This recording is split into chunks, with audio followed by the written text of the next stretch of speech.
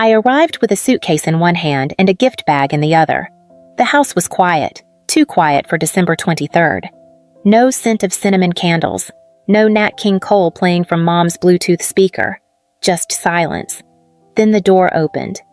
"Oh, Evelyn, you're early," Mom said, stepping aside without a hug. Behind her, the hallway was already lined with luggage, new, matching suitcases, 4 of them. Sierra's voice floated in from the kitchen. "Can you believe the resort has its own butler service? Mark looked it up. They even press your clothes." I stood in the doorway, not quite inside. My chest tightened around something I hadn't named yet. I'd spent the past 3 months working 2 jobs to afford my share of this trip. A student cafe in the mornings, campus library until close. I packed lunches, skipped haircuts, sent Sierra the full $3,000 in early November, just like she asked. Dad stepped out from the living room, clearing his throat the way he does when things are about to get awkward. "Pumpkin," he said, "can we talk a minute before dinner?" They sat me down at the kitchen table. Mom's holiday centerpiece glowed softly between us, the little LED candles flickering like they were trying to apologize. Sierra smiled. That same rehearsed, soft smile she's had since we were kids. "There's been a change of plans," she began. "We've hit a few snags with the cafe. Numbers aren't what we hoped. So, Mom, Dad, Mark and I decided it's best you sit this one out. The money's already gone toward booking." I stared at her, at all of them. They looked back like this was kindness. It wasn't the first time I'd been left out. Not really. When Sierra won her regional debate competition in 10th grade, Mom baked a 3-layer cake and made t-shirts that said "Future Senator." When I got the lead in our middle school play, she clapped politely and left halfway through, because Sierra had called with something urgent about a paper. There were always more urgent things when it came to Sierra. 5 years older, 5 inches taller, and in my parents' eyes, 5 times more destined for greatness. She was the born leader. I was the quiet one. She spoke up. I stayed out of the way. It didn't hurt the first few times. Not really. You tell yourself they're just busy, that your time will come. But that time never did. By the time I was 13, Sierra had gone off to college on the East Coast. I remember standing on the porch, waving as their SUV disappeared down the street, thinking maybe, just maybe, this was when I'd stop being the afterthought. I was wrong. Sierra called nearly every day. Her voice filled the kitchen via speakerphone while Mom cooked dinner. Dad would light up when she talked about business seminars or case competitions. "She's really got that Carter drive," he'd say, nodding as if Sierra had inherited it straight from him. I'd slide my homework aside to make room for their laptop when Sierra visited during dinner. No one noticed when I stopped sitting at the table, but Grandpa Walter did. He lived 2 houses down in the old craftsman-style home with the creaky porch swing and chipped blue shutters. That place smelled like pipe tobacco and old books. It smelled like history, like someone remembered to live there. When things got too loud at home, not the kind of loud you hear, but the kind that swallows you, I'd slip out the back and walk to Grandpa's. He never made a show of it. He'd just scoot over on the couch and hand me the remote. Roman Holiday or Casablanca? He always had mint chocolate chip ice cream in the freezer. We'd eat straight from the tub, 1 spoon each, no words necessary.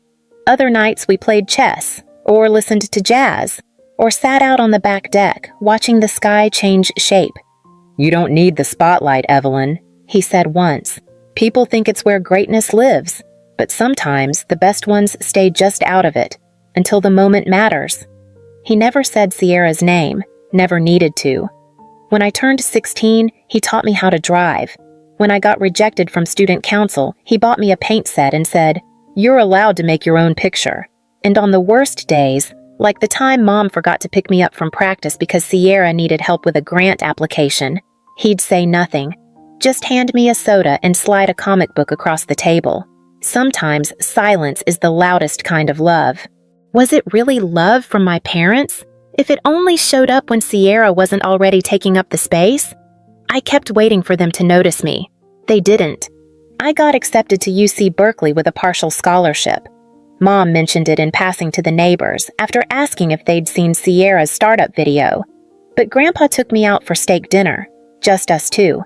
He made a toast with apple cider and said, "You're not following in anyone's footsteps, you're leaving your own." I didn't cry then, but I remember holding that glass tighter than I needed to. Like maybe, if I gripped it hard enough, the words would last longer. I left for college with 2 bags, a second-hand laptop, and a heart split right down the middle. One half full of hope, the other full of everything I'd never said out loud. Grandpa Walter passed away in early spring of my freshman year, in his sleep. No warning, no goodbye. I found out through a voicemail. Mom's voice was shaky but not broken. "He's gone, Evelyn. I thought you should know." The funeral was small, respectful. Sierra wore designer black and didn't smudge her mascara once. Mark hovered like he always did, 2 steps behind, mouth tight, eyes scanning for approval. After the service, we met at the attorney's office for the reading of the will. The air smelled like wood polish and old carpet. I sat on the far end of the conference table, unsure whether I should even be there. "To my daughter Elaine," the lawyer read, "I leave $50,000. Mom smiled, even teared up a little, squeezing Dad's hand. "To my granddaughter, Sierra Carter, I leave $300,000. Sierra's face lit up like a chandelier. "Baby," she whispered to Mark, "we can finally do the second location." She turned to me then, not out of curiosity, but to confirm what I hadn't received. I stared straight ahead. "And to my granddaughter, Evelyn Carter," the lawyer continued, "I leave my home in Evergreen, Colorado, including all contents and adjacent property." There was a beat of silence. Then Sierra laughed. Not cruel, just amused, like someone watching a child win a toy from a claw machine. "Oh my God, you got the house?" she said, practically giddy. "That's hilarious." Mark chuckled softly beside her. "Hey, maybe you can sell it and get a nice car, if it doesn't collapse first." Mom scolded her half-heartedly, but her eyes never left Sierra's beaming face. They'd already moved on, talking about wedding venues and wine pairings. I sat there trying to hear Grandpa's voice in the walls, trying to believe that what he left me wasn't just what was left over. The house wasn't worth much, not in cash, but it held jazz records and dented teacups, books with notes in the margins, a porch swing that knew my weight by heart. It was where I had existed fully, for once. It started with dinner, like most things in my family. I'd come home for a weekend between finals. Roast chicken, mashed potatoes, candlelight. The good china was out, which only meant one thing. Sierra had news. Sure enough, she waited until dessert. "We've been thinking," she said, swirling her wine like someone twice her age and 10 times more self-important. "Now that we're focused on growing the cafe, it'd make sense for Mark and me to move into Evergreen." I paused, fork halfway to my mouth. She meant Grandpa's house. My house. I opened my mouth, but Mom got there first.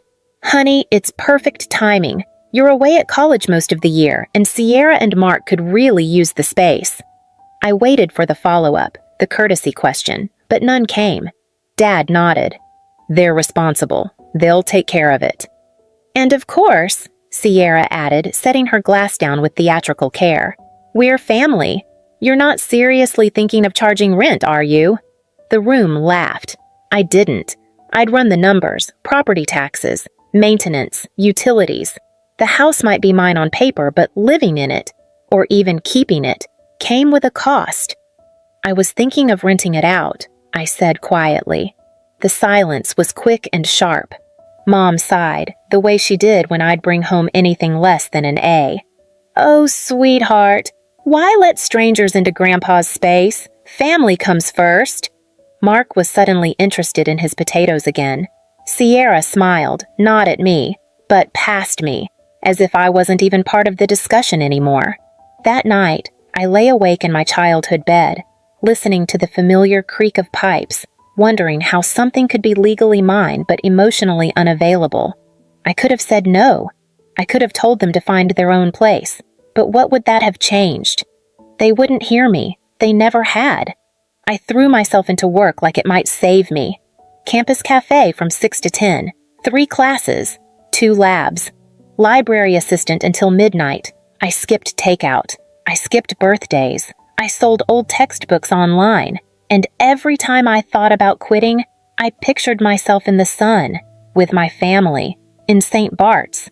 In early November, Sierra texted, "We're finalizing bookings. Need your share today to lock everything in." I wired $3,000 that afternoon. Every penny I had. It felt worth it. I even let myself look at swimsuits online, found a simple navy one-piece on sale. Lisa, my roommate, let me borrow her suitcase, the good one with wheels that worked. By the time December 23rd came, I was packed, early, buzzing. But something was off the moment I stepped into my parents' foyer. The lights were on, but the air felt hesitant. Dinner was quiet. Sierra and Mark arrived late. Their coats still smelled like travel brochures. Fake tan, fake pine, fake warmth. When we sat down, Mom passed around rolls like this was just any night. Then Sierra cleared her throat. "We need to talk," she said. Mark didn't look up. Dad sighed like he'd practiced. "The cafe's not doing well," Sierra began. "Margins are tighter than we expected, so after talking it over, we all agreed. You should sit this one out." My fork froze mid-air. "But I paid." "Yes," she said, with the same smile she used when I lost class president in 9th grade. "And that really helped cover deposits." "Thank you." I blinked. "You used my money?" "It's still for the trip," she said. "And you'll have the house to yourself. Some quiet. Catch up on reading." Mom touched my arm like that made it generous. "Family means being flexible, Evelyn." Was it still family if I was the only one ever expected to bend? Nobody said another word. Not about the money, not about me. After dinner, Sierra went upstairs to pack. I stayed at the table, watching the candles burn low, the wax sliding down like something trying not to cry. On Christmas morning, I smiled. I stood on the porch, coat buttoned, suitcase by my side. They were loading luggage into 2 black SUVs, matching monogrammed tags, new sunglasses, the kind of money that doesn't forget to look expensive. "You've got the keys, right?" Mom called. I nodded. "Water the plants, check the mail." "And turn off the porch lights before bed," Dad added. Sierra leaned out of the window. "We'll send photos, don't feel left out." She laughed like she'd told a joke. I smiled and waved. They didn't look back.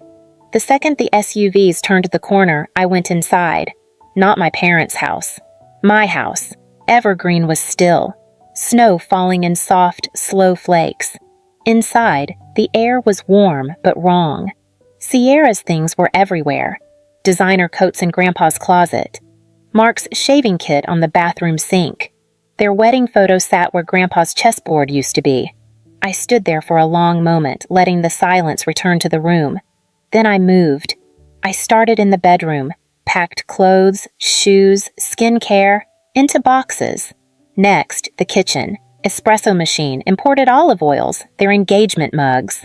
I didn't throw anything. I didn't break a single glass. I just removed them, one by one, like someone uninviting guests who overstayed. In Grandpa's study, I found a drawer I hadn't opened in years. Inside, an old photo. Me and him on the lake, fishing lines tangled, both of us laughing like the world didn't exist outside that boat. On the back, in his handwriting, "To Evelyn, the quiet ones always come back stronger." I placed the photo above the mantel, where it used to hang.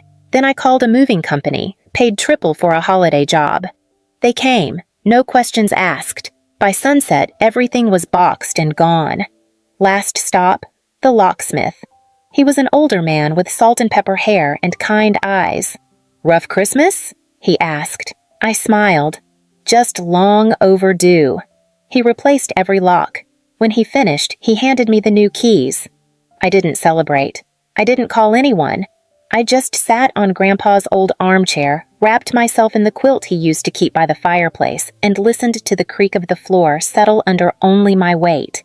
The first message arrived at 9:12 a.m., then 5 more, then 10, then 50. By noon, my phone was vibrating non-stop. Mom, Dad, Sierra, even Mark. Mom: Evelyn, what's going on? Everything's gone. Please tell me this is some kind of misunderstanding. You've gone too far. Sierra: Are you serious? You had no right. What the hell did you do with our stuff? Mark: Finally. The locks won't turn. Did you change them? You can't just evict family. Each message buzzed like an insect under glass. But I didn't reply. Not at first. By early evening, my call log read 83 missed calls. The last one said, Mom. I picked up. She didn't wait for hello. Evelyn, what is wrong with you? Dad's voice jumped in from the background. You changed the locks? Without even warning us? I sat cross-legged in Grandpa's chair, holding the phone with one hand, steady. Let me talk, I said. They went quiet, maybe from surprise. Just this once, I added. Let me actually finish a sentence. No one spoke. You took my money, I said. $3,000 I earned cleaning floors and shelving books. You used it to buy cocktails in the Caribbean. You let Sierra and Mark live in my house, rent-free, without asking. You made decisions about my life like I wasn't in the room. Like I never have been. I paused. And when I finally said no, not even out loud, just with action, you act like I set fire to the family tree. Mom started to interrupt. That's not... No, let me finish. I breathed in once, held it. You always said family means sacrifice, but I was the only one ever asked to give anything up. They can stay with you, or figure it out like adults. But the house? That was Grandpa's gift, and for the first time in my life, I'm keeping something that's mine. The silence that followed was the truest thing we'd ever shared. I hope you're proud of yourself, Dad said finally, flat and cold. I looked at the framed photo above the mantel. Grandpa on the boat, one arm around my shoulder. I think someone would be. I hung up, then I turned my phone off. Let the room go quiet again.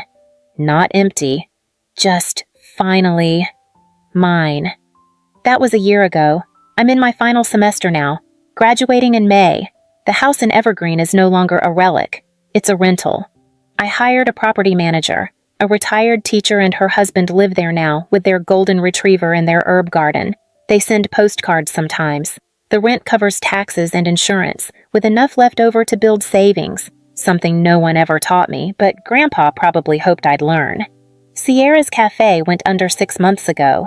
She blamed the economy, then the location, then bad partnerships. She and Mark moved back in with my parents, last I heard, into the guest room that used to be mine. They tried calling again, once, maybe twice. Mom sent a long email about rebuilding bridges. Dad forwarded a meme about forgiveness. Sierra posted a picture captioned, "Some people just don't get what family means." I didn't reply. I don't need to explain myself, not anymore. Some nights, when the city's quiet and my windows cracked open just enough to hear the wind, I think about Grandpa's house, about the sound the porch swing made when you sat down too fast, about the way his jazz records popped before the first note, about the moment I realized he never once called me less than. He just called me Evelyn, not Quiet One, not Sierra's sister, just me. I don't know if they'll ever understand why I did what I did. I don't know if they even believe they hurt me. But I do know this. I didn't need their permission to reclaim my space. I didn't need their apology to reclaim my voice. And I don't need their love to know I'm worth something. Above my desk, I keep the photo. The one of Grandpa and me on the lake, tangled fishing lines and all. On the back, I wrote in my own handwriting, "Still here, still quiet, still mine." I didn't take revenge. I took back what was mine, and that was enough. If silence was ever the only way you were heard, just leave a dot. Someone like you will understand.